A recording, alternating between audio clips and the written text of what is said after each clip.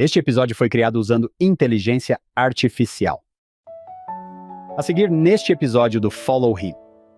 Mesmo quando as pessoas exercem seu arbítrio de forma perversa, injusta ou maligna, isso não frustra nem impede o poder de Deus em seus propósitos para com seus filhos. Olá a todos, bem-vindos a mais um episódio do Follow Him. Meu nome é Hank Smith, sou o seu apresentador. E meu co-apresentador ainda está vivo? John Bytheway. Sim, ainda estou aqui. Ele tem pulso. John, você sabe de onde vem essa pergunta? É o capítulo 45 de Gênesis, quando José se reúne com seus irmãos e pergunta: meu pai ainda vive? Quanto mais penso nessa história, mais acho que é uma das melhores histórias de todos os tempos. A vida de José, do fundo do poço na prisão, ao topo do sucesso com o faraó, sua família deveriam fazer uma peça na Broadway ou algo assim. Deveriam fazer um filme. John, hoje temos o privilégio de ter conosco o irmão Stephen Smoot. Daqui a um ano, ele será o Dr. Stephen Smoot. Mas agora, vamos chamá-lo apenas de Irmão Stephen Smoot, o que é algo incrível, ser um irmão. Stephen, bem-vindo ao Follow Him. Bem, obrigado, Hank. Estou feliz por estar aqui. Obrigado, John, por me receber. Assisto ao podcast há muito tempo e agora estou eu mesmo no centro das atenções. Então, espero ter melhorado meu desempenho e isso deve ser muito divertido. John e eu conhecemos Stephen basicamente pela internet. Stephen tem trabalhado online com escrituras na Fundação Intérprete. Agora ele está com os Replies, Jasmine e Neil. Apoiamos 100% tudo o que eles fazem e podemos conversar mais sobre isso. John, na semana passada estivemos com o Dr. Wilcox. Começamos essa história e agora vamos terminá-la sobre José do Egito. O que eu adoro é a ênfase em que o Senhor estava com ele. Nos momentos mais baixos e nos momentos mais altos, talvez as pessoas possam sentir o Senhor está comigo. Sim, ele ainda está conosco, assim como estava com José. Uma boa lição a ser aprendida. Sim. John, eu sinto o mesmo, que se alguém está em profunda angústia, podemos ler adiante a história de José e sabemos que o bem está por vir. Podemos aplicar isso em nossas vidas, que se você está nos capítulos 37, 38, 39, 40, há capítulos por vir em sua vida. Stephen, o que você espera fazer hoje? O que você espera que nossos ouvintes levem consigo? Em primeiro lugar, espero que em nossa conversa possamos examinar a estrutura literária realmente complexa dessa história. A história de José no Egito, se nada mais, é uma literatura mundial fenomenal. Ao lê-la como uma história, ela é poderosa, impactante. É uma história com uma estrutura muito coesa. Você verá motivos recorrentes, momentos de profunda ironia, muito patos quando José chora porque seus irmãos não o reconhecem e tudo mais. Certamente queremos extrair um significado pessoal da história, mas também apreciá-la como uma obra de arte, como uma obra de arte literária. Isso é algo que espero discutir e ver o que podemos explorar. Também espero que possamos apreciar como a história termina. Às vezes pensamos que ela termina com uma nota feliz, com José e seus irmãos se reconciliando e se reunindo, e isso certamente é verdade. Mas ela também termina com o pai deles dando-lhes uma bênção patriarcal. O que eu acho que é altamente significativo, especialmente para os ouvintes santos dos últimos dias. Temos 2 capítulos sobre isso. Temos o capítulo 48 com Efraim e Manassés, e depois o capítulo 49 é sobre os demais filhos. Vejo isso como o culminar de toda a história. Saímos com a impressão de que a história é sobre como, mesmo em tempos de adversidade, Deus pode estender a mão em nossas aflições e nos ajudar a sair desses problemas.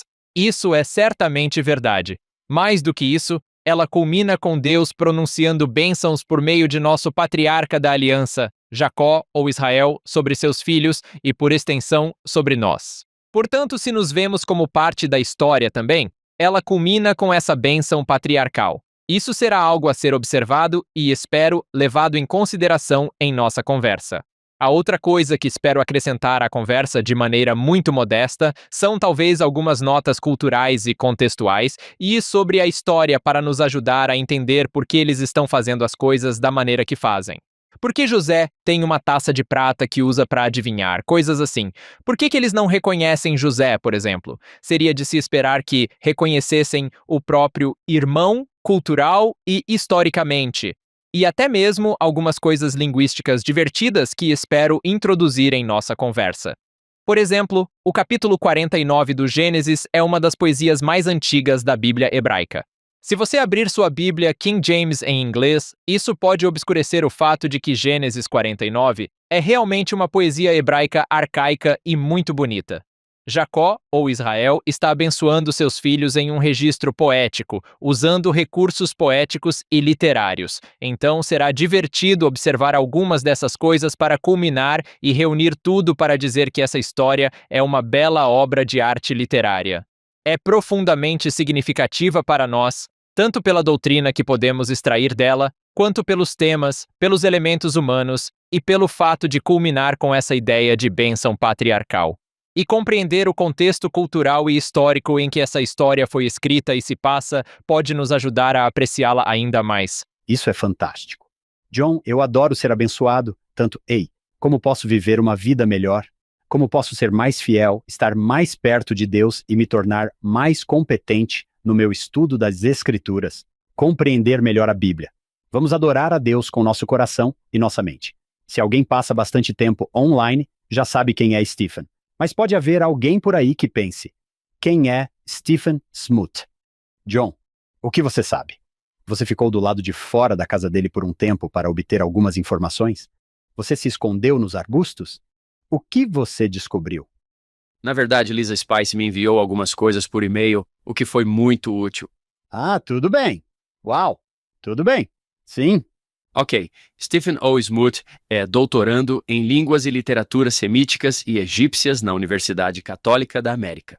Atualmente, ele é professor adjunto de Escrituras Antigas na Universidade Brigham Young e pesquisador associado da Fundação América Antiga. Stephen contribuiu para publicações da Igreja de Jesus Cristo dos Santos dos Últimos Dias, como A Interpretar, uma revista sobre a fé e os estudos acadêmicos da Igreja. Adoro o site da Interpreter Foundation, The Religious Educator, Journal of Mormon History, Latter-day Saint Historical Studies e publicações não santos dos últimos dias, como Catholic Biblical Quarterly, o Journal para a Society for the Study of Egyptian Antiquities. Não é legal? Ele também é editor de The Pearl Great Price, uma edição de estudo para os santos dos últimos dias, e coautor dos volumes Revelação Não Canonizada, de Joseph Smith Jr., e um guia para o livro de Abraão. Essa é uma edição especial da Universidade Brigham Young Studies. Eu poderia ler mais, mas como você disse, eu já vi o rosto de Stephen e ouvi sua voz tantas vezes online, ensinando-nos e defendendo a fé. Estou muito animado por tê-lo aqui hoje.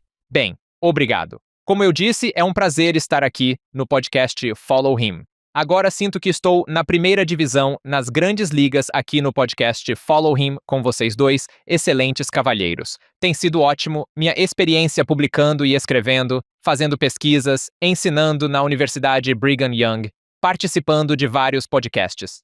Recentemente, os Raplys, Neil e Jasmine Raply e eu, começamos um podcast chamado Informed Saints.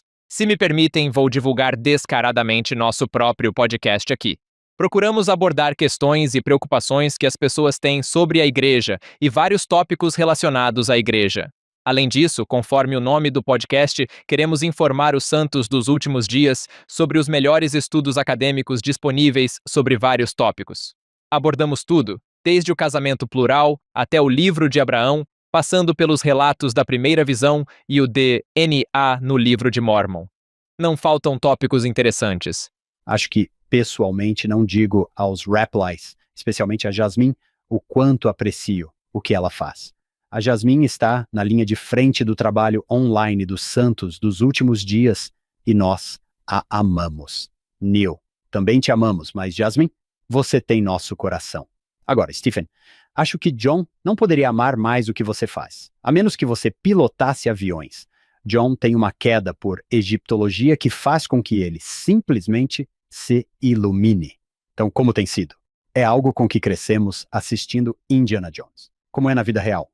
Deixe-me colocar desta forma, talvez. Sempre que estudantes universitários ou outras pessoas vêm até mim e expressam seu interesse em egiptologia ou estudos do Oriente Próximo e dizem: quero me dedicar a esse assunto como você fez. Eu sempre digo a eles: vocês têm muito pelo que viver. Vocês têm um futuro brilhante. Por que jogariam isso fora para se dedicar à egiptologia? É um assunto muito específico, certo? Não há muitas pessoas no mundo que estudam isso, em comparação com médicos e engenheiros. Tem sido uma experiência muito gratificante para mim, tanto como escolha de carreira quanto por interesse pessoal.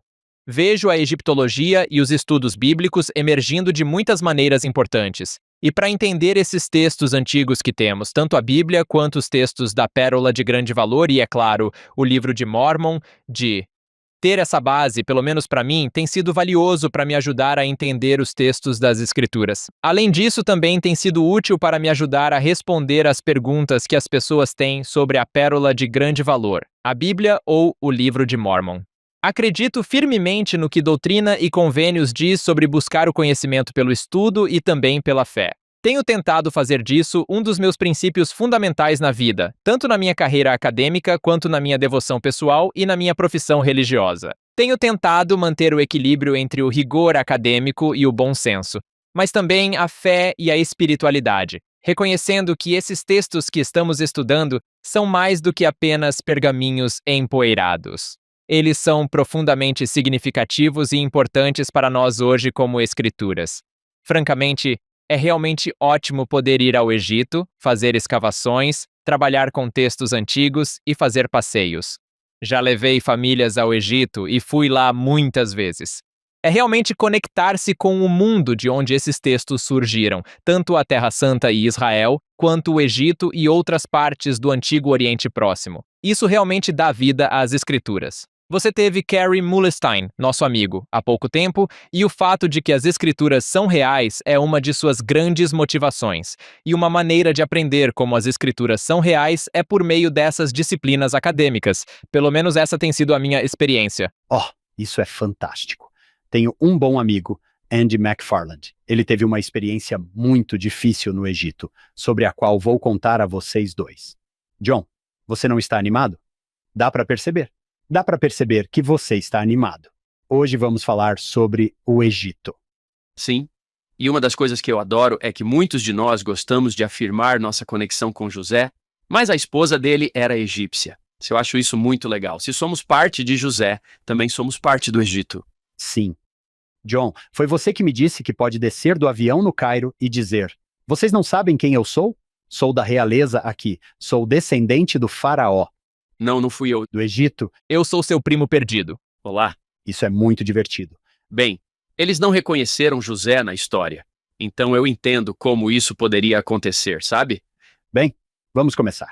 Deus tinha boas intenções. Esse é o título da lição desta semana. Já fazia 22 anos desde que os irmãos de José o venderam como escravo. José passou por muitas provações, incluindo falsas acusações e prisão. Quando finalmente viu seus irmãos novamente, José era o governador de todo o Egito, segundo apenas ao faraó. Ele poderia facilmente ter se vingado de seus irmãos e, considerando o que eles haviam feito a José, isso poderia parecer compreensível. Mas José os perdoou. Não apenas isso, mas ele os ajudou a ver o propósito divino em seu sofrimento. Deus fez isso para o bem, disse ele, porque isso o colocou em posição de salvar toda a família de seu pai da fome. De muitas maneiras, José era como Jesus Cristo.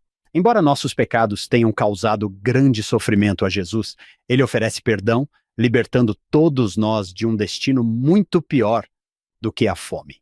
Quer precisemos receber perdão ou concedê-lo em algum momento, todos precisamos fazer as duas coisas. O exemplo de José nos aponta para o Salvador, a verdadeira fonte de cura e reconciliação. Isso é lindo. Que ótima maneira de começar. Stephen, como devemos começar esta lição? Você quer começar logo, ou precisamos de algum contexto? Vamos primeiro dar uma olhada na forma literária desses capítulos, para que possamos ver o tipo de unidades literárias distintas que estão acontecendo aqui. Gênesis 42, onde vamos começar, 42 a 45. Gosto de chamar isso de julgamento do arrependimento, a auditoria do arrependimento dos irmãos de José. Vamos descobrir de uma vez por todas se esses caras são sinceros quando professam sentir remorso pelo que fizeram e se são sinceros em seu cuidado com o irmão mais novo, Benjamim. Em outras palavras, vamos ver, para usar uma frase bíblica, se eles produziram frutos dignos de arrependimento. O arrependimento deles é sincero? Então essa é a primeira coisa que vamos descobrir nos capítulos 42 a 45. Os capítulos 46 e 47 serão sobre a relocação das tribos de Israel, os irmãos e suas famílias para o Egito e sua preservação da fome. Obviamente, a fome está pairando no fundo durante toda a história. Pense nisso como se fosse a estrela da morte pairando sobre Alderaan, prestes a explodi-los. Como isso vai influenciar aqui? Precisamos levá-los para o Egito e precisamos que eles estejam seguros e preservados. Isso vai acontecer nesses 2 capítulos. Como mencionei anteriormente no início, os capítulos 48 a 50 serão as bênçãos da aliança que Jacó dará a seus filhos e netos. Na verdade, teremos a morte, alerta de spoiler de Jacó e José, eles vão morrer nesses capítulos. E há uma observação ou detalhe interessante sobre isso que o texto nos dá. E então, nossa teologia final, você tinha isso lá, Deus quis isso para o bem. A declaração final de José. Vou fazer uma pergunta rápida. O que vocês sabem sobre o Egito e seu status no mundo antigo como o lugar onde tudo isso está acontecendo na história de José, com base no que vocês sabem sobre o Egito antigo? Não sabemos a cronologia completa de José do Egito, mas vamos colocá-la aproximadamente por volta de 15 ou 1400 a.C., mais ou menos. O que vocês poderiam me dizer se eu fizesse uma pergunta em uma das minhas aulas? Por que o Egito é tão proeminente nesta história? Obviamente era próspero. Acho que o Nilo era muito importante e a forma como inundava todos os anos. Quero dizer, era tão confiável que eles podiam cultivar a partir dele. Se isso acontece, talvez isso signifique que não há fome com tanta frequência. Você não depende da chuva porque tem o Nilo. Uma das principais características, como John acabou de dizer corretamente, é que o Egito tem um grande rio que o atravessa. Esse rio inunda de forma previsível. Essas inundações trazem consigo sedimentos negros que podem ser usados para cultivar. Se você está preso em Canaã, que é onde os irmãos estão, que é onde Israel está, você não tem um grande rio. Você tem um pequeno rio chamado Jordão, mas não tem um grande rio chamado Nilo correndo pela sua terra. Você depende das chuvas sazonais para regar suas plantações, o que significa que, quando a fome chegar, é muito mais provável que você sobreviva no Egito, o tipo de celeiro do mundo antigo, a despensa de emergência do antigo Oriente Próximo, se você quiser chamá-lo assim. É muito mais provável que você tenha uma vida melhor lá do que em algum lugar como a Síria, Canaã ou Anatólia. Essa é uma das principais razões pelas quais ele se destaca tanto. Durante grande parte de sua história, como um império mundial, se não quisermos chamá-lo assim, pelo menos pelos padrões do Antigo Oriente Próximo, o Egito teve uma presença muito proeminente no Antigo Levante, no Antigo Oriente Próximo, durante a época de Abraão, durante a época de José e, mais tarde, no Império Novo do Egito. Pense em Ramsés, o grande império egípcio do Império Novo. Eles sempre tiveram uma presença cultural e política dominante na região. Isso, combinado com a geografia real do Egito, é o motivo pelo qual vamos passar tanto tempo no Egito. Mesmo depois do Êxodo, ainda há maquinações acontecendo com os egípcios na época de Salomão e, mais tarde, na época de Jeremias. Tenha isso em mente. É por isso que estamos aqui para começar. O cargo de José, sua posição como vizir. Se você observar quais são suas funções quando ele é promovido pelo faraó, ele é o administrador-chefe. Na verdade, acho que até diz que o faraó lhe dá seu selo pessoal para usar. Ele é o supervisor dos armazéns e da agricultura. Ele é uma autoridade judicial. Ele também é o guardião dos dignitários estrangeiros ou delegações estrangeiras que chegam ao Egito. Se você quiser imaginar quais são as responsabilidades de José, ele é o primeiro-ministro, o tesoureiro, o secretário e o presidente do Supremo Tribunal, tudo ao mesmo tempo. Portanto, sem pressão, José. Tem havido algumas conversas, discussões e estudos interessantes sobre como essa imagem de José na história se encaixa no que sabemos sobre as funções administrativas do governo no Egito Antigo. Não precisamos nos aprofundar muito nisso. Também quero apenas salientar que José está completamente egipcianizado neste momento. Ele tem um nome egípcio, ele é casado com uma mulher egípcia, ele usa roupas egípcias, ele até usa um intérprete egípcio para fingir que não fala cananeu ou qualquer que seja a língua que os irmãos falam nessa época. Diz como ele é barbeado. Essa é uma faceta bastante conhecida da higiene egípcia antiga, especialmente para a realeza, funcionários, elites e sacerdotes. Barbear-se. Sim, o cabelo era considerado nojento pelos antigos egípcios, pelo menos para os sacerdotes, oficiais e membros da realeza. Normalmente, eles se barbeavam e usavam barbas falsas, ao contrário dos homens semitas, que costumavam usar barba. Há duas coisas acontecendo aqui. Tudo isso serve para explicar o que está acontecendo na história, mas também para fundamentar nossa história no mundo do antigo Oriente Próximo. Isso tem o que poderíamos chamar de sabor local, cor local.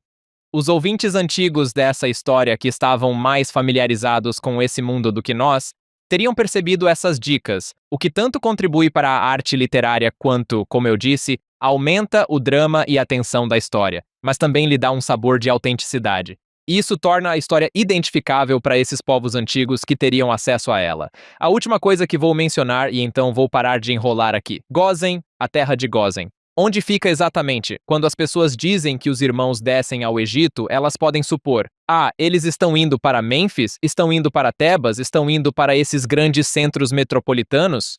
Não, disse principalmente que eles estão na terra de Gósen, que é, pelo que sabemos, o delta oriental do Nilo, basicamente bem ao lado da península do Sinai, certo? Quando você está entrando no Sinai. Há algumas razões pelas quais vamos nos localizar em Gósen. Em primeiro lugar, é um local propício para pastagens. É o melhor lugar para ter seus rebanhos. Fica perto da rota comercial. Faz sentido que você queira ter uma boa rodovia para sair da cidade se precisar sair rapidamente. Então, você vai ficar perto das rotas comerciais. Não é recomendável se aventurar muito no território egípcio, pois você pode se perder. Além disso, isso nos mantém separados do centro cultural do Egito, ou seja, Tebas, Mênfis ou algumas dessas grandes cidades. É melhor permanecer no interior. Você não quer se aprofundar tanto no Egito a ponto de ser sugado e absorvido por ele, se quiser pensar dessa forma. Ao permanecer em Gósen e no delta do Nilo, estamos criando uma zona tampão entre a terra prometida para Abraão e sua família e a terra do Egito, que pode ser um lugar assustador, sombrio e ruim se você não tomar cuidado. Espero que isso nos ajude a nos situar um pouco à medida que entramos na história. Sim, isso é empolgante. Podemos começar no capítulo 42. Para os ouvintes, vou usar uma tradução moderna em inglês e posso usar a King James ocasionalmente, mas vou usar a nova versão padrão revisada, especificamente a edição atualizada que saiu há alguns anos, a NRSV. Recentemente foram feitas algumas alterações no manual da igreja, onde eles, não quero dizer permitiram, porque você sempre pode usar outras traduções da Bíblia, mas eles deram sugestões e recomendações para outras traduções da Bíblia em inglês que poderiam ser úteis em seu estudo pessoal. A NRSV é uma delas. Eu sempre a usei. Acho que é uma ótima tradução para o inglês moderno. Se você está ouvindo e se incomoda com a falta dos pronomes vossa e vossos e dizem e coisas assim, e com as terminações verbais, tudo bem. É só porque estou usando uma tradução para o inglês moderno. Talvez possamos pular direto para o capítulo 42. Não precisamos ler versículo por versículo, mas talvez valha a pena pegar os pontos principais da trama e ver o que podemos aprender. Então, os irmãos vão descer ao Egito. Eles vão lá para comprar comida. A razão pela qual discutimos isso é que se trata da despensa de emergência do mundo antigo, especialmente em tempos de fome. É claro que eles vão deixar Benjamim para trás. Sabemos por quê. Jacó já perdeu um filho, pelo que ele sabe. Ele não vai perder seu outro filho mais novo e amado. Benjamim vai ficar para trás. Isso está preparando o terreno para mais tarde. Chegamos lá, e a primeira pequena referência literária ou narrativa que temos no início da história é quando eles encontram José, que está disfarçado. Ele é o vizir. Eles não sabem que é ele. Versículo 6. Ora, quando José era governador da terra, era ele quem vendia a todo o povo da terra. E os irmãos de José vieram e se prostraram diante dele com o rosto em terra. Aí está. Você recebe a recompensa do sonho que José teve anteriormente, com as 7 estrelas e os 7 feixes de grãos se curvando diante dele. Eles perguntam: por que vocês estão aqui? Estamos aqui para comprar comida. O versículo 8 é realmente o nosso ponto-chave. Embora José tivesse reconhecido seus irmãos, eles não o reconheceram. É isso que vai criar a tensão que permeia o resto da história. O fato de eles não reconhecerem quem é José, por que não? Porque eles não conseguem reconhecer seu irmão. Porque nesse momento, ele está completamente egipcianizado. Não precisamos necessariamente resumir o resto. Todos nós conhecemos a história. Ele os acusa de serem espiões. Esse sempre foi um problema recorrente no mundo antigo, estrangeiros entrando em seu país, especialmente no Egito. Eles têm uma reação instintiva, angustiada e suspeita em relação aos estrangeiros que entram no país. Por que vocês estão aqui, afinal? Ele vai acusá-los de serem espiões. Temos a situação em que Simeão vai ser deixado para trás. Eles vão ter que voltar e buscar Benjamim para provar que tem um irmão mais novo, porque continuam dizendo: não, não somos espiões, estamos aqui apenas para comprar comida. Temos um irmão mais novo. Um teste à sinceridade deles, como eu dizia anteriormente, é se vão deixar Simeão à deriva ou se vão realmente seguir em frente e salvá-lo, porque, a qualquer momento, podem deixá-lo na prisão. Já o fizeram uma vez, senhores. O que nos importa se perdermos outro irmão? Já estamos naquele ponto em que já fizemos isso uma vez. Teste número 1. Se eles estão falando sério sobre seu arrependimento e mudança de coração, eles vão fazer com Simeão o que já fizeram com José. Eles vão deixá-lo para trás? Vemos uma espécie de reflexo espelhado ali ou uma repetição literária. A outra coisa que vamos mencionar enquanto avançamos aqui é que temos outra cena espelhada com o grão que eles trazem de volta. Um grão com algum dinheiro ao que parece nos sacos de grãos. No início da história, eles trazem de volta o casaco rasgado de José. Para o pai, como um sinal de que José está morto, eles matam uma cabra e colocam sangue nele, tudo isso. Eles vão fazer isso de novo, mas agora estão trazendo de volta os grãos e os sacos de dinheiro que vêm com eles. Nas duas vezes, isso serve como um sinal de algo que está acontecendo na história. No caso do casaco, é provavelmente José sendo morto. Jacó acredita que, com os grãos e depois com o dinheiro, eles ficam meio assustados e pensam: por que há dinheiro? Nós fomos lá para pegar a comida e pagar. Agora ela está voltando para cá. Isso os deixa meio assustados. Então, eles não sabem o que vai acontecer aqui. Isso vai preparar o terreno para que tenhamos que voltar ao Egito eventualmente. Então vemos novamente o tipo de repetição literária, esses motivos se repetindo aqui de maneiras novas e interessantes. É isso que vejo acontecendo predominantemente no capítulo 42, pelo menos no nível narrativo. O que os irmãos estão fazendo é exatamente o que se esperaria em uma economia de fome. Isso será retomado mais tarde nos capítulos 46 e 47. Quando há ameaças de fome, é quando o Estado intervém e temos uma administração centralizada forte. As delegações estrangeiras que chegam e querem comida têm que passar pelo governo, basicamente. Algumas pessoas podem se perguntar: por que os irmãos simplesmente não foram falar com o agricultor local ou algo assim? Ele poderia conseguir comida para eles? Bem, não. Em situações como essa, você tem que passar pela administração, você tem que passar pelo governo. Uma das coisas que adoro no que você está apontando é que há mais do que apenas o enredo. Há tantas coisas que estão ocultas à vista de todos. No que diz respeito às questões literárias, é imaginar que em nossa época começamos a ver, no livro de Mórmon, em um documento traduzido, que também existem recursos literários. Adoro como os estudos recentes têm apontado coisas como paralelismos e quiasmos. Enquanto lemos esse enredo, é divertido você dizer: sim, há muito mais na forma como ele é apresentado e na estrutura em que é apresentado que nos faz pensar que se trata de algo antigo. É arte antiga. Espero que apreciemos o fato de que nossas escrituras são obras de arte literária. Muita intencionalidade foi colocada nessas histórias para contá-las da maneira como são. Não acho que elas tenham sido inventadas como ficção, certo? Eles não estão apenas inventando tudo aqui. Houve um certo nível de habilidade deliberada na forma como a história é contada, porque certas coisas são enfatizadas, porque certos irmãos ou personagens são citados da maneira como são citados, o diálogo, coisas assim. Você vê a mesma coisa no livro de Mórmon, quando Mórmon é um artista ao criar o livro de Mosias, Alma e Elamã. Quero me concentrar por um segundo em um versículo, se vocês dois não se importarem. Você pode ter a tendência de pensar que Joseph é o único que sofreu por causa dessa decisão que eles tomaram há muitos anos. E pensamos que talvez, eles tenham se safado. No versículo 21, eles estão conversando entre si e José os está testando. E eles dizem uns aos outros: somos muito culpados em relação ao nosso irmão. Eles estão falando de José, pois vimos a angústia de sua alma quando ele nos implorou e não quisemos ouvir. Por isso, esta angústia nos sobreveio.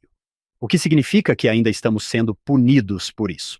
Parece que isso os assombra há 2 décadas. Eles se lembram dos gritos dele. Ele deve ter gritado para eles: não façam isso comigo. Vocês são minha família. Venham me ajudar. Eu sei que isso não é mais sofrimento. Não quero dizer que eles sofreram mais do que José, mas houve um profundo sofrimento por parte desses irmãos por uma decisão que tomaram há mais de 20 anos. Fico feliz que você tenha destacado isso, Hank, porque acho que no versículo 21 vemos que a culpa sincera pode ser um ato de graça transformadora se levar ao processo de arrependimento. Este parece ser um dos nossos versículos importantes, onde vemos novamente o que chamei de auditoria do arrependimento, o julgamento dos irmãos. O arrependimento deles é sincero? Essa é uma das nossas primeiras indicações para dizer que sim, é sincero, porque vai impulsioná-los ou levá-los a vamos chegar à história certa, salvar Benjamim aqui. Eles tiveram duas oportunidades de abandonar os irmãos, tanto Simeão quanto Benjamim, e nas duas vezes eles intervieram para fazer a coisa certa. Um versículo muito importante, o 21, no capítulo 42. Uau! Adorei o que você acabou de dizer, Stephen. Culpa transformadora, porque, para ser honesto, há coisas em meus 47 anos neste planeta das quais me arrependo profundamente. Deixe essa culpa agir em você, levá-lo a uma maneira melhor de viver. Não precisa ser apenas uma culpa sem sentido. Ela pode ser transformadora. Nunca pensei nisso. Obrigado. E obrigado por dizer isso, Hank, porque eu sinto o mesmo. Ouço as pessoas dizerem: posso ir para a próxima vida sem arrependimentos. Não, eu tenho alguns. Eu tenho. Eu gostaria de poder dizer isso, mas use isso para motivá-lo a ser melhor agora. Versículo 22. Rubem diz: eu não disse para vocês não fazerem mal ao menino, mas vocês não me ouviram? E eu pensei: aqui está José aprendendo algo sobre Rubem.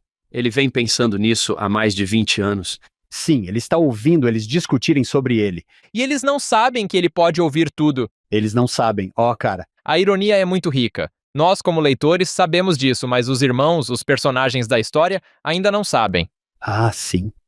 E ele descobriu sobre eles. Na auditoria de arrependimento, ele descobriu que eles realmente estavam sendo assombrados. Sim. Com essa decisão. Reuben, eu te avisei. Eu te avisei. Eu me pergunto quantas vezes ele disse isso. Eu não lhe disse para não prejudicar o menino. Eu disse que você se arrependeria disso. Vamos continuar, Stephen. Ótimo. Talvez valha a pena destacar que, no final do capítulo 38, Jacó diz: meu filho Benjamim não irá com vocês, pois seu irmão está morto e ele é o único que me resta. Se algum mal lhe acontecer na viagem que vocês vão fazer, vocês levarão meus cabelos grisalhos com tristeza para a sepultura. Na Bíblia King James está escrito para o túmulo. Essa é a tradução. Na NRSV, eles decidiram transliterar o hebraico Sheol, que poderia ser a sepultura no sentido de onde você vai quando morre. Também poderia significar o submundo. Talvez chamássemos isso de mundo espiritual. Você encontra aqui pequenas notas sobre a cosmologia dos antigos israelitas e suas crenças sobre a vida após a morte. Pequenos detalhes como esses são divertidos. É por isso que recomendo que você consulte outras traduções modernas, porque você pode perder essas pequenas nuances. Se Benjamim morrer, meus cabelos grisalhos irão com tristeza para o Sheol, para as profundezas do submundo. Pode ser um pouco mais dramático pensar nisso nesse sentido, mas, de qualquer forma, sabemos qual é a preocupação de Jacó, porque ele não quer que Benjamim vá com o irmão. Vamos pular para o versículo 43. Vamos continuar a história.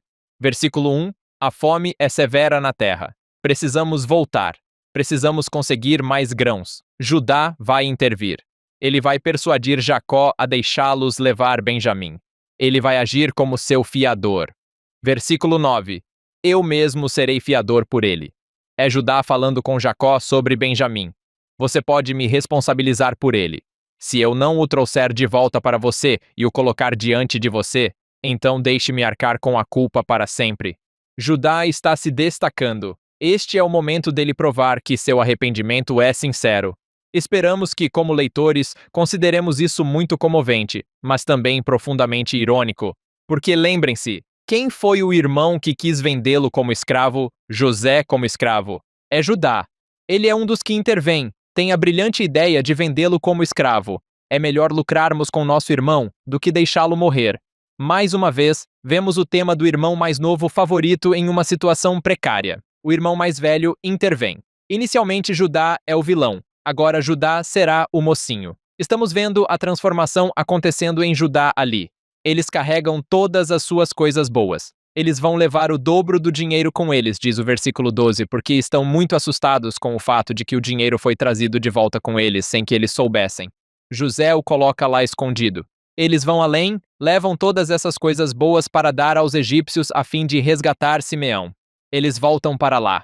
Vamos começar no versículo 16. Quando José viu Benjamim com eles, disse ao mordomo da sua casa: traga os homens para dentro da casa, mate um animal e prepare tudo, pois os homens vão almoçar comigo ao meio-dia.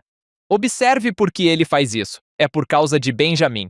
Ele está feliz por ver o irmão mais novo. Vamos dar a ele um grande banquete. Um grande banquete, irmão mais novo. O homem fez o que José disse e levou o homem para a casa de José. O versículo 18 diz que eles ficaram com medo porque foram levados para a casa de José. Você pode imaginar como seria estressante jantar com seu chefe na casa dele, com o reitor da universidade ou algo assim, certo? Com o decano. Estamos levando-os para dentro de casa. Podemos entender por que eles estão com medo disso. Talvez possamos falar um pouco sobre essa ideia do banquete, por que José está abatendo esse animal para eles, por que eles vão ter essa grande festa chique com ele e esse banquete. Essa ideia de hospitalidade, no Ocidente, é como, tudo bem, você quer ser legal com alguém? Dê a ele um copo d'água. Certifique-se de que ele está bem. No Oriente Médio, as pessoas fazem de tudo para garantir que suas necessidades sejam atendidas e que você se sinta um convidado respeitado em sua casa. Da última vez que estive no Egito, minha esposa e eu entramos em uma pequena livraria perto do nosso hotel. Entramos lá e o lojista fala inglês muito bem. Ele é muito simpático, muito agradável. Ele nos oferece um refresco. Posso lhe oferecer alguma coisa? Recusei educadamente a oferta de refresco, porque realmente não precisava. E ele insistiu, dizendo: não, não, não. Eu preciso lhe oferecer alguma coisa. Vocês são convidados na minha loja. Preciso garantir que sejam bem atendidos. Então, o que posso oferecer? Eu respondi: bem, acho que um copo d'água seria ótimo. Ele disse: não, não, não. Água é para os cavalos. Preciso lhe oferecer alguma bebida. Ele correu para fora e me trouxe alguma coisa, um iogurte líquido ou algo assim. Eu quase o ofendi ao recusar sua oferta de hospitalidade. Existe uma obrigação profundamente enraizada, quase religiosa, de cuidar de estranhos e estrangeiros que possam entrar em sua casa. Há duas dinâmicas em jogo aqui que explicam por que ele vai matar o bezerro gordo. Isso também faz parte da história maior de preparar os irmãos aqui. José está sendo um pouco astuto na maneira como está preparando tudo, mas também há um elemento muito sincero de cuidar de sua família. Vejamos este momento. Deve ser um dos momentos mais comoventes das Escrituras. Certamente é um dos momentos mais comoventes desta história. No capítulo 43, versículo 26, ele traz os irmãos para sua casa, e eles novamente se curvam diante dele, mais uma vez cumprindo o sonho. Ele perguntou sobre o bem-estar deles e disse: o seu pai, o velho de quem vocês falaram, está bem? Ele ainda está vivo? O velho. Você pode imaginar por que isso está na mente de Joseph. Então você mencionou aquele senhor idoso. Como ele está? Como ele está? Eles vão dizer no versículo 28, seu servo, nosso pai, está bem. Ele está vivo. E eles inclinaram a cabeça e fizeram reverência. Então ele olhou para cima e viu seu irmão Benjamim, filho de sua mãe. Lembre-se de que este é seu irmão biológico, certo, não um meio-irmão. E disse: este é o seu irmão mais novo de quem você me falou? Deus seja misericordioso com você, meu filho. Mais uma vez, ele tem que manter o disfarce. Este é o cara, certo? Este é o irmão de quem você está falando. É claro que ele sabe que é Benjamim. Versículo 30. Com isso, José saiu apressadamente, porque foi tomado pela afeição por seu irmão e estava prestes a chorar. Então, ele foi para um quarto privado e chorou lá. Ele faz isso com frequência. Joseph é um cara muito emotivo. E sabe de uma coisa? Não há nada de errado nisso, porque se eu estivesse na situação dele, provavelmente sentiria exatamente o mesmo e faria exatamente a mesma coisa. Há um profundo pathos nesta história com exemplos como este. É muito divertido porque o leitor sabe o que está acontecendo. O leitor sabe de quem ele está falando, mas os irmãos não. Estamos envolvidos com José. Espero que estejamos simpatizando com ele. Espero que até mesmo isso nos emocione enquanto lemos esta história. Ele sai, lava o rosto e eu adoro isso. E se controla para recuperar a compostura. Ele precisa ser o senhor vizir egípcio severo e administrador novamente quando sai. Ele diz: sirvam a refeição. E isso é interessante, é engraçado. Versículo 33. Quando se sentaram diante dele, o primogênito, de acordo com seu direito de primogenitura, e o caçula, de acordo com sua juventude, os homens se entreolharam com espanto. Por que isso surpreenderia, senhores? Por que vocês acham que os irmãos estão surtando porque ele os sentou de acordo com a ordem de nascimento? Será que ele sabia? Sim, exatamente. Como esse cara sabe quem é o mais velho e quem é o mais novo? Uau! Mais uma vez, aumentando a tensão aqui na história, os irmãos estão perplexos. Quem é esse cara e como ele sabe quem somos? A história está ficando mais intensa, o drama e a tensão estão aumentando. Vou salientar mais uma vez que esse banquete, já falamos sobre o aspecto da hospitalidade aqui e ali, tem a função literária de confundir os irmãos. Temos que entender também que, assim como hoje, antigamente, esses tipos de jantares ou banquetes formais do Estado sinalizavam relacionamento e posição social.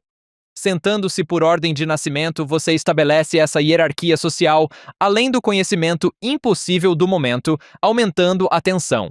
Não é apenas um jantar. Há algo mais importante acontecendo aqui com este jantar, tanto em seu contexto literário quanto em seu contexto social, e isso deve aumentar a tensão. Gosto do versículo 34. Foram-lhe servidas porções da mesa de José, mas a porção de Benjamim era 5 vezes maior do que a de qualquer um deles. Então, beberam e se alegraram. Adoro isso, certo? Esse pequeno detalhe. O favoritismo de José por Benjamim está ficando evidente aqui. E, novamente, os outros irmãos provavelmente devem estar se perguntando: por que Benjamim é tão especial? Mais uma vez, estamos repetindo o tema do filho mais novo favorito. A outra coisa que está acontecendo aqui neste capítulo é que o momento de responsabilidade familiar está chegando. José está intervindo, e não quero dizer que ele está, brincando com seus irmãos de uma forma trivial, mas ele está tentando acender uma chama sob seus pés para fazê-los responsáveis pelo que fizeram, e ele está lentamente insinuando que há mais coisas acontecendo aqui do que eles talvez suspeitem, colocando-os na ordem de nascimento. Ele está dando mais comida a Benjamim, coisas assim. Se você fosse um dos irmãos, deveria ter um alarme soando em sua cabeça. Tipo, quem é esse cara? Como eu disse antes, esta é uma das melhores histórias já contadas. Há todos esses pequenos detalhes intricados que fazem você pensar: uau, 5 vezes mais comida para Benjamin. Benjamin pensa: por que esse cara gosta tanto de mim?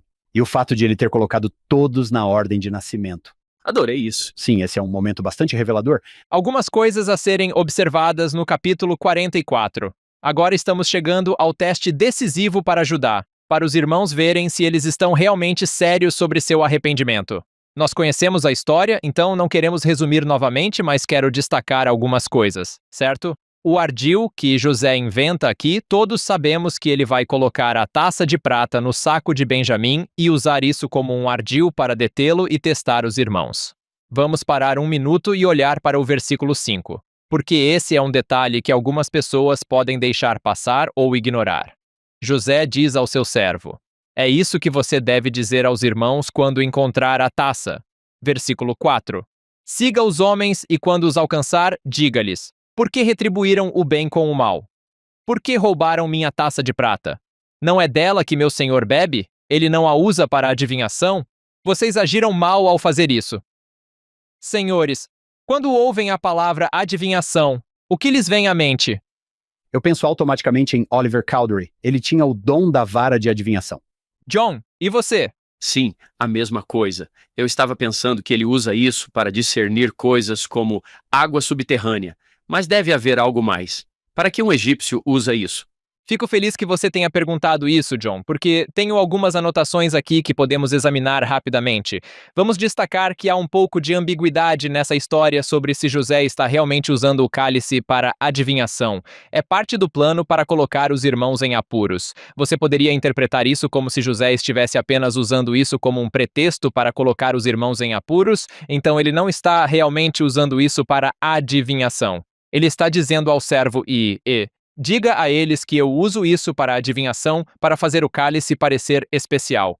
É possível interpretar dessa forma. Pessoalmente, espero que ele estivesse usando isso para a adivinhação, precisamente porque Oliver Cowdery tem o dom da vara. A Doutrina e Convênios diz que Joseph Smith usa pedras de vidente. Outros profetas, antigos e modernos, usam esses dispositivos que agora consideramos uma espécie de magia. Não vamos entrar nesse assunto, que é um tema totalmente diferente. Estaria dentro da continuidade se Joseph estivesse usando um cálice de prata para algum propósito. Deixe-me ler algumas notas que tenho sobre a prática da adivinhação no Egito Antigo. Em sua forma mais básica, a adivinhação é, novamente, o que chamamos de magia. Tento evitar essa terminologia por diferentes razões, mas digamos que é uma tentativa de usar meios sobrenaturais para acessar o conhecimento divino. Talvez possamos colocar dessa forma. Normalmente, você usa objetos para penetrar no reino espiritual invisível e se comunicar com forças sobrenaturais para obter conhecimento ou informação. No mundo antigo, há muitas formas de adivinhação que você pode praticar. Minha forma favorita é a estispícia, que é a leitura das entranhas de animais. Então você abate um animal, lê suas entranhas e supostamente descobre os segredos do universo. Nós olhamos para isso e ficamos impressionados. A conclusão é que, no mundo antigo, na mentalidade antiga, se você acredita que os deuses controlam todos os aspectos dos elementos e do cosmos, então, claramente, se há algo fora do normal nas coisas naturais ao seu redor, isso deve ser um sinal divino de algo significativo. Portanto, se você cortar um animal e examinar suas entranhas e houver algo estranho acontecendo com elas, isso deve ser algum tipo de sinal de que um Deus entrou no mundo natural e o influenciou dessa forma por algum motivo. Essa é a suposição básica de como muitas dessas coisas funcionavam na antiguidade. Dito isso, deixe-me ler algumas notas aqui do nosso amigo e colega da Universidade Brigham Young, John G., que é um egiptólogo fantástico. Ele tem um ótimo artigo do Centro de Estudos Religiosos chamado Roupas e Copos, o mundo tangível de José. Ele foi publicado no livro From Creation to Sinai, da Criação ao Sinai, o Velho Testamento através das lentes da restauração, e está disponível gratuitamente no site do Centro de Estudos Religiosos. Recomendo que nossos ouvintes deem uma olhada. Citação: da perspectiva egípcia, usar um copo para adivinhação é uma técnica conhecida. O termo normal para um copo de bebida no Império Médio, que é o Egito por volta de 2200 a 1800 a.C., é HNW, que na época de José pode se referir a uma tigela rasa, mas é mente usada para um recipiente genérico. No entanto, esse é precisamente o termo usado no texto que descreve o copo de adivinhação, HNW. Os textos egípcios que descrevem a adivinhação por meio de copos revelam uma variedade de procedimentos e datam de muito depois da época de José. A maioria desses copos, porém, é considerada de cobre ou cerâmica, não de prata, mas isso provavelmente reflete os tempos de pobreza em que esses relatos tardios foram escritos. Acredita-se que essas práticas sejam muito mais antigas do que o texto que as descreve. Aqui vamos nós. Vou ler as descrições. Em suas mentes, senhoras e senhores, imaginem que talvez seja isso que José está fazendo, seja de fato ou fingindo fazer para os irmãos. O indivíduo está vestido com roupas limpas, teria o rosto inclinado sobre o recipiente, que estava cheio de óleo, os olhos fechados enquanto rezava. Ao abrir os olhos, ele veria uma luz na qual os deuses apareceriam e responderiam às perguntas. No uso divinatório egípcio, o cálice, frequentemente dado a um menino ou a um jovem, é um meio de abrir os olhos do usuário para revelar coisas que de outra forma seriam invisíveis aos olhos. Isso soa familiar, senhores? Sim. O fato de que, em nossa tradição também, chamávamos José do Egito de vidente. Essa é uma linguagem do livro de Mórmon. É por isso que, mais uma vez, espero que ele esteja usando um copo para a adivinhação, mas veja só. Ele fecha os olhos, faz uma oração, abre os olhos e vê uma luz. E nessa luz, Deus é capaz de aparecer e responder perguntas. Isso deveria soar um alarme para coisas como Urim e Tumim, intérpretes de pedras videntes, o irmão de Jared, pedras brilhantes e coisas do gênero. Sim, estamos meio que nesse mundo, o mundo da adivinhação do conhecimento divino, que vem por meios físicos, copos, pedras, paus, coisas assim. Uau! É interessante para mim, se você olhar para a história da igreja, que aqui estão pessoas que se juntaram à igreja desde o início com Joseph Smith. Elas conhecem a Bíblia. Não é estranho para elas. Provavelmente é incrível para elas que tenhamos aqui um vidente. Se eu ler a Bíblia, vou pensar: ah, isso é familiar. É interessante como muitos críticos hoje olham para a história inicial da igreja e pensam: isso não é loucura? Enquanto as pessoas, os convertidos daquela época, pensavam: isso é uma prova para mim. Sim. Se você vai ficar bravo com Joseph Smith por usar pedras como pedras de vidente, se você vai ficar bravo com Oliver Cowdery por ter um broto ou uma vara que ele usa para adivinhação, você tem que ficar bravo com Moisés por ter uma vara mágica que ele usa para realizar milagres. Você tem que ficar bravo com os antigos israelitas por terem uma caixa mágica chamada Arca da Aliança que eles usavam para dividir o Rio Jordão e realizar milagres.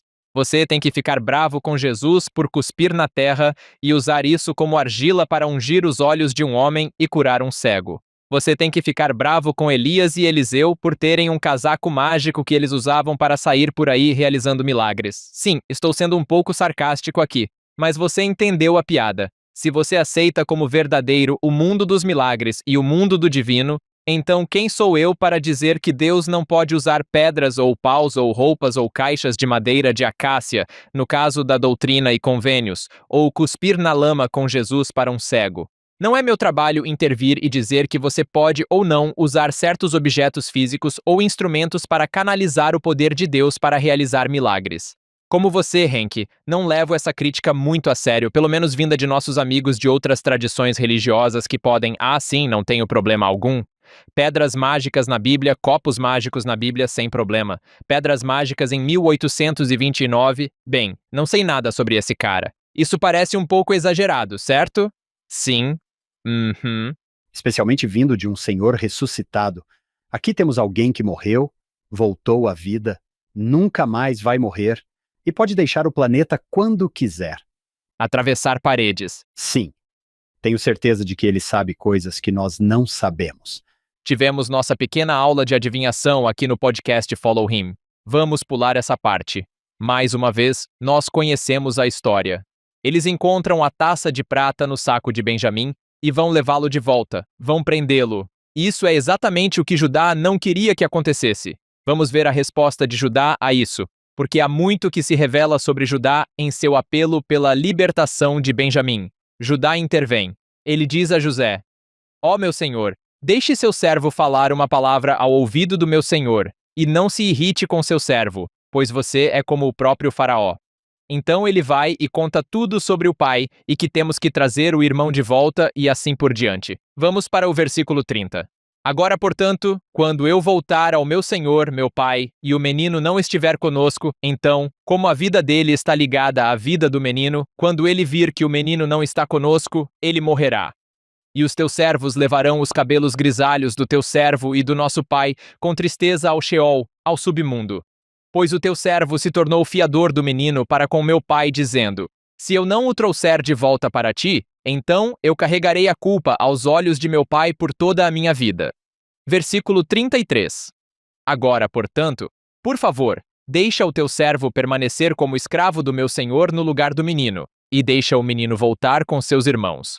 Pois como posso voltar para meu pai se o menino não estiver comigo? Temo ver o sofrimento que viria sobre meu pai. Esse é um discurso poderoso de Judá, e é uma bela síntese do ministério que Cristo realizou por nós, intercedendo por nós em momentos de destruição certa. Como Judá, ele interveio para nos resgatar e salvar. Eu adoro isso, e vemos a transformação completa do caráter de Judá. Ele passou de um cara que estava disposto a vender seu irmão mais novo como escravo porque o odiava por ser um idiota, para agora salvar seu outro irmão mais novo depois que uma certa desgraça estava prestes a se abater sobre ele. E ele até diz: eu sou fiador do menino, então deixe o menino voltar com seus irmãos e eu serei escravo do meu senhor no lugar do menino. Isso é ótimo. No nível narrativo, é lindo. No nível teológico, é lindo. Espero que, mais uma vez, como cristãos e santos dos últimos dias, possamos ver a expressão cristã definitiva que Judá está agora assumindo e incorporando ao agir dessa maneira. Há uma ótima interpretação cristológica disso que podemos tirar dessa passagem. Cristo é da casa de Judá. De fato, Há outro pequeno elemento interessante nisso, certo? Como posso ir até meu pai? E você pode colocar seu nome aí. Como posso ir até o pai sem João estar comigo? Como posso ir até o pai sem Estevão estar comigo? Não posso? Leve-me em vez deles para que eles possam ir até o pai. É lindo. Leve-me em vez deles. Bem, talvez devêssemos chegar ao grande clímax da história, que é o capítulo 45. Falamos sobre Judá assumindo o papel de figura cristã para ser um intercessor por Benjamim. Adoro como o capítulo 45, versículo 1 começa. Então José não conseguiu mais se controlar diante de todos os que estavam diante dele. Quer dizer, vamos lá, deem um tempo para o cara. Ele está passando por muita coisa. Ele já teve que ir para o outro quarto uma vez para chorar bastante antes de voltar. Ele não consegue mais se controlar. E adoro o fato de que isso é em resposta a Judá se apresentando e provando seu arrependimento. Lembre-se, este é o cara que vendeu José como escravo, que liderou isso. Agora ele se levanta e diz: Eu cuidarei do meu irmão mais novo. Ele manda todos os outros embora. Versículo 2. Ele chorou tão alto que os egípcios ouviram e a casa do faraó ouviu. Então este é um choro bem adequado. Isso ficou reprimido por, o quê? Mais de 20 anos até esse momento. Versículo 4. José se aproximou de seus irmãos e disse: Aproximem-se de mim. Eles se aproximaram e ele disse: Eu sou seu irmão José, que vocês venderam para o Egito. Não fiquem angustiados nem zangados consigo mesmos por me terem vendido para cá, pois Deus me enviou antes de vocês para preservar a vida. Vamos parar um minuto e analisar isso. Há duas coisas acontecendo aqui ao mesmo tempo. Primeiro, José identifica que o que os irmãos fizeram foi mal. Ele os repreende por suas ações más. Não queremos ignorar isso. Não é apenas um final feliz, e nós simplesmente ignoramos essa coisa horrível que os irmãos fizeram.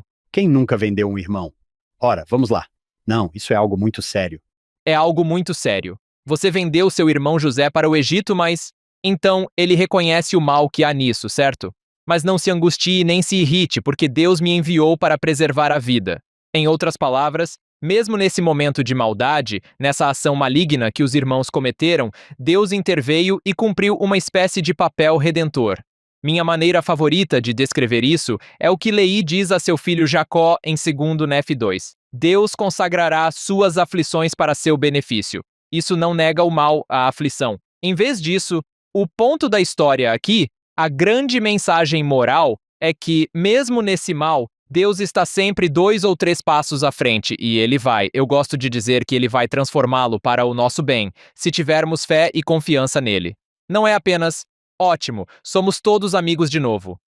Sem problema, pessoal, água debaixo da ponte. Não, temos que chamar o mal pelo que ele é, mas podemos reconhecer que Deus pegará o mal ao nosso redor, o sofrimento ao nosso redor, e ele pode consagrá-lo para nós por uma causa maior, melhor e mais nobre. E teologicamente podemos perguntar: Deus predestinou que isso acontecesse ou permitiu que eles usassem mal seu arbítrio?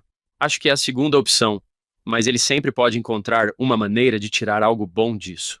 Também gosto disso, John. Acho que está certo. Acho que nós, como santos dos últimos dias, evitamos qualquer discussão sobre predestinação. A ideia de que os irmãos não tinham arbítrio, nenhuma escolha no assunto. Eles eram apenas pequenos fantoches de Deus nas mãos, fazendo todas essas coisas. Nós entenderíamos e diríamos que mesmo quando as pessoas exercem seu arbítrio de maneira iníqua, injusta ou maligna, isso não frustra nem impede o poder de Deus em seus propósitos para com seus filhos. Sim, com certeza. Também adoro o que está acontecendo. Então, depois que ele diz isso, ok, eu sou seu irmão, vocês me venderam para o Egito. A próxima coisa que ele pede aos irmãos é que vão buscar o pai. Versículo 9. Apressem-se, vão até meu pai e digam a ele. Assim diz seu filho José. Espere, José está vivo? Então, ele quer que eles voltem e digam ao pai que José está vivo. Deus me fez senhor de todo o Egito. Venham até mim, não demorem. Você pode ver a preocupação muito sincera de José com sua família, tanto com seus irmãos, especialmente Benjamim, quanto com seu pai. Lembra quando eles voltaram antes? Então sim, seu velho lá em Canaã, ele ainda está vivo. E então a próxima coisa, vá e diga ao meu pai que estou vivo, e que ele precisa vir aqui para o Egito. Versículo 10. Vocês se estabelecerão na terra de Gósen. Vocês ficarão perto de mim, vocês e seus filhos, e os filhos de seus filhos, assim como seus rebanhos e seus gados que vocês têm. Ok, eles vão fazer isso. Mais uma coisa a mencionar aqui. Mais uma vez, José é um pouco sentimental aqui. Versículo 14. Ele se lançou ao pescoço de seu irmão Benjamim e chorou, enquanto Benjamim chorava em seu pescoço. E ele beijou todos os seus irmãos e chorou sobre eles, depois que seus irmãos conversaram com ele. Isso é sincero, uma cura e reconciliação poderosas. Não sei se eu seria capaz de perdoar meus irmãos se eles me vendessem como escravo, certo? Se eu for totalmente honesto. Aqui, isso fica absolutamente evidente com José. É outro momento poderoso e cheio de patos na história. Observe que os irmãos estão chorando com ele. Esta é uma reconciliação real, verdadeira e sincera da família. Acho isso lindo. Acho que as histórias que mais nos tocam são aquelas sobre famílias como esta. O livro de Mórmon começa com uma família com todos os tipos de problemas, e há tentativas de reconciliação, e eles estão sempre tentando fazer isso. Aqui está uma em que todos estão chorando uns nos outros e conversando. Reconciliação é uma boa palavra aqui, Hank, porque é uma palavra teológica do que o Salvador fará por todos nós. Sim. Há um discurso mais antigo que me lembro de 2003. Fico triste que 2003 seja uma palestra antiga. Ela foi proferida por David Sorensen, cujo nome você talvez reconheça. John, ele é um de nossos benfeitores, é pai de Steve Sorensen, ambos já falecidos. Ele conta a história de Chet e Walt. Era sobre água, o que é um assunto muito importante na comunidade agrícola. Aqui está o que o Elder Sorensen disse. Cresci em uma cidade agrícola onde a água era a força vital da comunidade. Lembro-me das pessoas da nossa sociedade constantemente observando, preocupando-se e orando pela chuva, pelos direitos de irrigação e pela água em geral. Às vezes meus filhos me repreendem. Eles dizem que nunca conheceram alguém tão preocupado com a chuva. Eu digo a eles que acho que isso é verdade, porque onde cresci, a chuva era mais do que uma preocupação. Era uma questão de sobrevivência. Então ele diz, nesse tipo de ambiente, 2 homens viviam perto da nossa pastagem na montanha, a quem chamarei de Chet e Walt. Esses 2 vizinhos começaram a discutir sobre a água da vala de irrigação que compartilhavam. No início era algo inocente, mas com o passar dos anos, os 2 homens permitiram que suas divergências se transformassem em ressentimento e depois em discussões, chegando até mesmo a ameaças. Em uma manhã de julho, os 2 homens sentiram que estavam novamente com falta de água. Cada um foi até a vala para ver o que havia acontecido. Cada um, em sua mente, achava que o outro havia roubado sua água. Eles chegaram à comporta ao mesmo tempo. Palavras ríspidas foram trocadas e uma briga se seguiu. Walt era um homem grande e forte. Chet era pequeno, magro e tenaz. No calor da briga, as pás que os homens carregavam foram usadas como armas. Walt acidentalmente atingiu um dos olhos de Chet com a pá, deixando-o cego desse olho. Meses e anos se passaram, mas Chet não conseguia esquecer nem perdoar. A raiva que sentia por ter perdido o olho fervilhava dentro dele, e seu ódio se intensificava.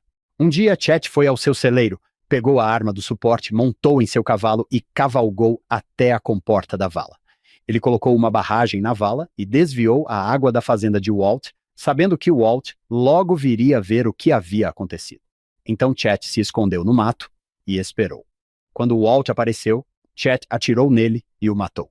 Em seguida, montou em seu cavalo, voltou para casa e ligou para o xerife para informá-lo que havia acabado de atirar em Walt. Meu pai foi convidado para fazer parte do júri que julgou Chet por homicídio. Meu pai se recusou a participar porque era amigo de longa data dos 2 homens e de suas famílias. Chet foi julgado e condenado por homicídio e sentenciado à prisão perpétua. Depois de muitos anos, a esposa de Chet procurou meu pai e perguntou se ele assinaria uma petição ao governador, pedindo clemência para o marido, cuja saúde estava debilitada após tantos anos na penitenciária estadual. Meu pai assinou a petição. Algumas noites depois, 2 dos filhos adultos de Walt apareceram à nossa porta. Eles estavam muito zangados e chateados. Disseram que, como meu pai tinha assinado a petição, muitas outras pessoas também a tinham assinado. Pediram ao meu pai que retirasse o seu nome da petição. Ele recusou. Achava que Chet era um homem destroçado e doente. Ele tinha sofrido todos aqueles anos na prisão por aquele crime terrível. Queria ver Chet ter um funeral digno e ser enterrado ao lado da sua família. Os filhos de Walt ficaram furiosos e disseram que, se ele fosse solto da prisão, fariam com que ele e sua família sofressem danos. Chet acabou sendo solto e teve permissão para voltar para casa e morrer com sua família. Felizmente não houve mais violência entre as famílias. Meu pai frequentemente lamentava como era trágico que Chet e Walt, esses dois vizinhos e amigos de infância, tivessem se deixado levar pela raiva e permitido que ela destruísse suas vidas. Ele continua com este excelente discurso. Você pode ler o discurso completo. Ele se chama O Perdão Transformará a Amargura em Amor, e adivinhe qual personagem das Escrituras ele menciona no restante do discurso? José do Egito. A disposição de José em perdoar transformou a amargura em amor. No final do discurso, o Elder Sorensen diz: isso não quer dizer que o perdão seja fácil. Quando alguém nos magoa, ou magoa aqueles de quem gostamos, a dor pode ser quase insuportável. Podemos sentir que a dor ou a injustiça são a coisa mais importante do mundo e que não temos outra escolha a não ser buscar vingança. Mas Cristo, o Príncipe da Paz, nos ensina um caminho melhor. Pode ser muito difícil perdoar alguém pelo mal que nos fez, mas, quando o fazemos, nos abrimos para um futuro melhor. As transgressões de outra pessoa não controlam mais nosso caminho. Quando perdoamos os outros, ficamos livres para escolher como viveremos nossa própria vida. O perdão significa que os problemas do passado não ditam mais o nosso destino e podemos nos concentrar no futuro com o amor de Deus em nossos corações. Uma história trágica, mas uma bela mensagem sobre como a decisão de José é incrível. E isso representa décadas de dor que ele sofreu. Sim, e por todos os direitos, José tem o direito de se vingar de seus irmãos. Acho que ninguém necessariamente o culparia se ele fizesse tudo o que pudesse para retribuir o mal com justiça. Assim como Judá é uma figura semelhante a Cristo, intercedendo por Benjamim. José também é uma figura semelhante a Cristo aqui, na forma como ele retribui o mal com misericórdia e reconciliação. Não para desculpar essa maldade ou justificá-la, mas sim para destacar o ponto da história que discutimos, que é que, mesmo com essa maldade, mesmo quando as pessoas agem de forma perversa, a expiação pode superar isso e criar a cura de que precisamos para resolver isso. Essa é uma bela ilustração e história para o princípio que estamos tentando discutir aqui, então obrigado por isso, Henk. E eu adoro como José testou o coração deles para ver onde estavam. Dar a Judá a oportunidade de se apresentar dessa forma e se matar, acho que deve ter sido curativo para José apenas ver isso acontecer. Sim, com certeza, também acho isso. Vimos o capítulo 44, versículo 34, como algo que o Salvador poderia dizer: como posso subir ao meu Pai e essa pessoa não estar comigo? Acho que é muito semelhante. Você pode ouvir o Salvador no versículo 4 do capítulo 45. Aproximem-se de mim. Eu lhes imploro, venham a mim. Portanto, não se entristeçam, nem fiquem zangados consigo mesmos por terem pecado, pois Deus me enviou para preservar a vida de vocês. Há uma grande semelhança, ou um tipo de Cristo em ambos os irmãos. Com certeza.